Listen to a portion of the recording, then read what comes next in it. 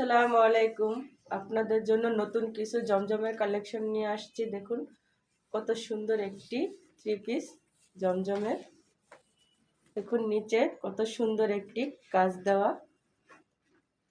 দেখুন এটা হলো পেছনের সাইড, কত সুন্দর একটি কালার। এটা ৮০ সুতা জমজমের। আপনারা যেখান থেকে এই থ্রি পিসটি দেখছেন পছন্দ হলে আমাদের পেজে নক দিবেন।